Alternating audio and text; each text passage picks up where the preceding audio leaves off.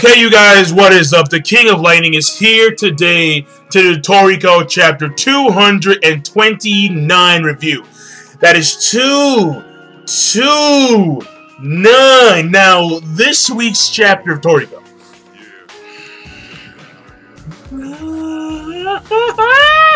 Yo, man. Yo. Tengu Brunchy. Tengu.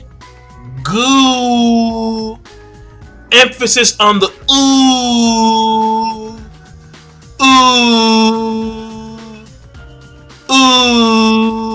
Brunchy. Mad dirty.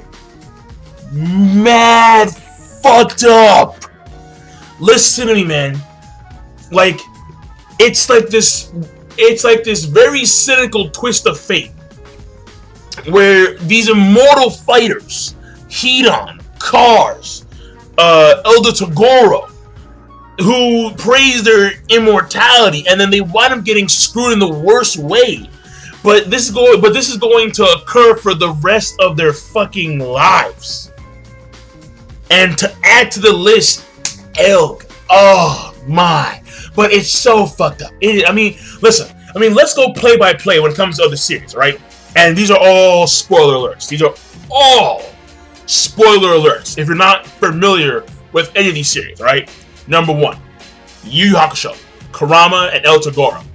Kurama put Elder Togoro in the sinning tree, and he will remain there for all eternity with his mind fucked up forever. Fighting constantly, laughing and crying and yada yada yada yada. Fucked up for all eternity. As long as he remains, as long as he's alive, as long as his body's still there. A very fucked up way to go. Number 2, Hidan, from Naruto. Basically, he got blown to bits. He got blown to bits. He's immortal, still alive, and now he's underneath some like piles of rocks, being guarded by some deers. Okay, whatever, man. It's still fucked up. Now, number 3, Cars from JoJo Bizarre Adventure Part 2. What happened to Cars? What happened to Cars, man? After Joseph blasted his ass into space via the volcano, what wound up happening? Cars could not get back to Earth because of the accelerated force. And, because of the acceleration on his body. And he was leaving Earth's orbit. And then Cars couldn't get back. And he was to forever wander the void of space. And because of that, because he wanted to die so bad but he couldn't, he stopped thinking. And he became a metallic humanoid being, just forever trapped in space. And now, Elg. Oh, God. Whoa. I mean, it was like...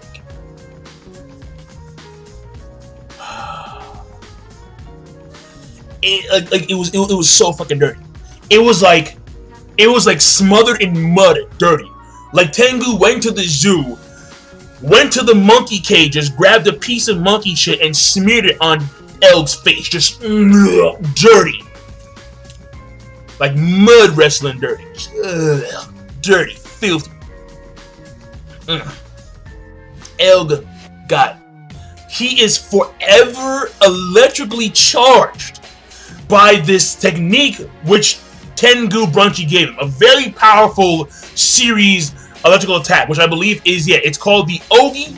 Alright, so here's the exact name. Ogi Choku Retsu Daitai Dengeki, which is his, finishing blow. And this whoa, that's not even a word. This attack completely changed the electrical composition in Elg's body. And his resistance, which he accumulated over the course of this fight, was completely mitigated and was completely bypassed. Well, not completely, but you know, pretty much bypassed because of the wounds that he suffered pre-hand from Tengu's electrical cutter attack. His Iliki cutter, lightning that actually cuts. And this attack, this Dengeki, was able to bypass his resistance because of the blood, and the electricity seeped into his blood, and he was able to alter the charge of his entire for all the Elgs, not just one Elg, but for all the Elg bodies. And then they are permanently charged with that same intense electricity forever. Because his bottom half is from that legendary horse in the Grimmy world, the Hariki or the Haraku horse, something of that nature. And then it was like, because like the entire time he was like, yo, give me some stimuli, man. Give me some stimuli. I'm bored. I'm bored of you. I'm bored of you. And now he does this finishing move. And then he's like, Tengu Vs. He's like, yeah, man, that's my name. Don't wear it out. Yeah, gotta give you some stimuli. By the way, who are you again? Like, I'm like, yo! And then he just hands in the pocket, walks away. Dirty. But a very nice way. I mean, it wasn't as epic as the ending of the Tommy Rod Sunny fight, but still, like, nonetheless, it's just like that was a very good ending. It was a very good ending to a very good fight. It was a very good fight. It was a very good fight, man. A very good fight, shall we? Listen. Moving on. Moving forward. Well, man. I mean, like, the chapter had two main functions, alright? There was the beginning exposition part and the analysis part, which I thought was very good. And then, so like, this chapter rating overall is going to be great. Because the ending was great. That's, when you pull something that is rarely seen in manga, at least in shonen manga, where you do immortals that dirty for all eternity. Yeah, bro. Yeah. I like it. And plus, Tengu's combat scheme, I fucking love. We all know why. The same thing with this guy. Why? Lightning. Ba-da-da. And here we have the fucking Tengu Iliki lightning-based moves. Listen, man. He can make blades out of lightning. His lightning actually cuts. It cuts. Now, the only problem with Tengu is that he has no stamina. Well, he has stamina, but he's not like, you know, he can't be doing this shit constantly with the lightning attacks. He just can't do it. Because his electricity comes from an outside source.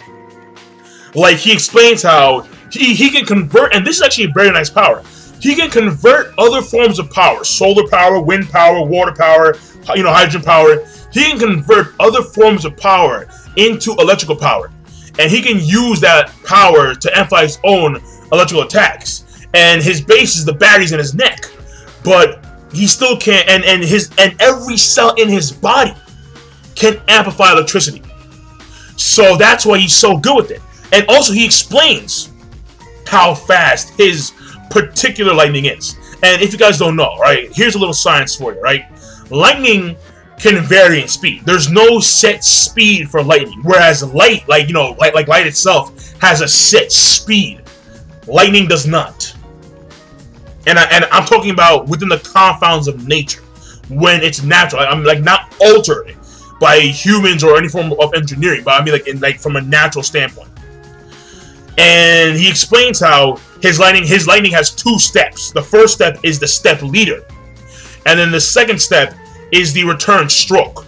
Now, he explains how the step leader is he makes a path in the air for the second step, the stroke return, to occur from. And so his attacks always take two stages. A path to directly channel the lightning to, and then also another path for and like the lightning itself, the stroke return. Now stage 1, the step leader, he says is Mach 600, and then step 2, the return stroke, the actual attack itself, is Mach 30,000. Now this makes sense. Why? Because he's lightning, he's electricity, he's lightning. If every cell in his body, and this is the key difference between him and someone like Killua from Hunter x Hunter. Killua from Hunter x Hunter, he has a tolerance to lightning, but he can't amplify lightning. His net can turn into lightning or electricity, but he can't amplify it. But Tengu can amplify the electricity in his body to, like, what was it? Like 100 million volts? The fuck? Yeah. Every cell in his body. Yeah. So, like, it's very, you know, like, that's the way it is. So he can actually reach these kind of speeds of lightning. Why? Because every cell in his body can do that. However, in the grand scheme of lightning speed, it's not all that impressive. Why?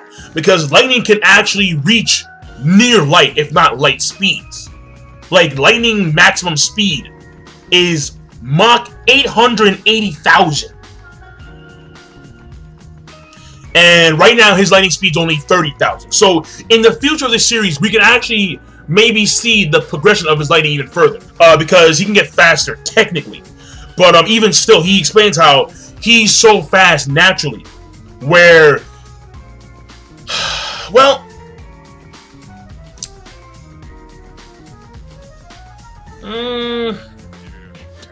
no. His movement speed and his attack speed are fast. His reaction speed is different than his actual movement and reaction speed. I mean, than his actual movement and attack speed. Yeah, they're all different. Yeah, because he attacks and he moves. Because whenever he moves using the step-up leader and the return stroke. Okay, that's how he moves at this lightning speed at Mach 30,000. And he attacks in that same fashion. But his reaction speed is what it is. Like, if he can, because he couldn't react to the Elgs, because he noticed how when he got that scratch in his cheek, it was because there were multiple Elgs. That's why there were multiple Elgs that he had to deal with, and at first he didn't realize that. He even said that his reactions. He said that his reaction time is not so slow, where he cannot perceive the attack of one individual. But he got cut in the cheek for a reason, because there was more than one individual at that point in time. There was already other Elgs before we even saw the fleet of Elgs appear. So, and then, you know, that's what happened. But like, the fight in general, it's a very good fight. It's a very good fight. I liked it. I enjoyed it. Tengu Brunchy. So, yeah, Zebra did not need to step in. Alright, so that was, yeah, I was wrong on that. I was dead wrong. Zebra didn't need to step in. Tengu had this shit in the bag. He had this shit in the bag from the get-go. So, Zebra, yeah, so is Zebra going to take on the Nitro? It looks like it. It looks like it, and that's going to be as good, if not better, because he's a Heavenly King. He's a Heavenly King, man. He's a Heavenly King. Alright. But this chapter rating overall is going to be great. It was because when it came to, listen, man, character development wise, a good on Tengu Brunchy, because now we see his combat scheme in full, very detailed. The step up leader, and then the return stroke, and then being the power plant where he can take other forms of energy and convert them into actual electrical energy. So that was very good. Also, the fight itself between Elg and Tengu Brunchy was a great fight. It was a great fight, no doubt. Very enjoyable, very intense. Especially at one point, like, after he was charging after he did his Aleki cutter, and then he cut Elg. Elg got cocky because he had a strong resistance, and then he commenced the beatdown. Elg was like, He commenced the beatdown, but Tengu took all this shit, and then he came back with his finishing Ogi. So that was very nice. That was very nice. And the entire time, Elg talking the biggest game, talking the biggest shit, but no, shut the fuck down. He shut the fuck down. And so the fight was a great fight. And the exposition of this chapter, it was good. It wasn't great. It was good because it was very informative, very specific. Let me read it to you, the actual part, because I think I'm right when it comes to the math. I'm not too sure exactly, but I believe if lightning on a base norm is 93,000 miles per meter, then that should equate to 400. Yeah, it should equate to Mach 400, and yeah, Mach 400,000, somewhere around there. So correct me if I'm wrong. Please do, please do, please do. But oh yeah, then at some point I forgot. But at some point, Tengu Brunchy does like this thing where like he pulls an NL and like he becomes like intangible for like a split second. Where you know Elg attacks him and then his hand goes through Tengu. Something called like the Fuwa Kamaitachi, where it's like lightning wind type thing, where he becomes like a lightning wind, like he phases away. But you know, like it was still cool. The only problem I have with Tengu, his combat scheme, is that he's, you know, he lacks in stamina. He can't constantly do these lightning-based attacks because he has to take his energy from an outside source, and to convert that energy takes a lot of stamina. So you know, yeah. But the chapter overall is gonna be a great chapter. I'm trying to find this page somewhere. Come on, Toshiba. All right, so she says right here, right? I'm gonna read this last thing for you. The first part, the step leader, goes at a speed of 200 kilometers per second, about Mach 600, and the return stroke can reach speeds of the 10,000 kilometers per second. That's freaking Mach 30,000. So yeah, right there. But if we're talking about a normal speed of lightning, about 93 miles per second, that should be around Mach 400,000, and lightning can reach speeds up to 880,000 Mach. So, yeah. Alright, but I'm done. Kill lightning. Be sure, of course, rate, comment, and subscribe. As always, I'm signing out. Peace!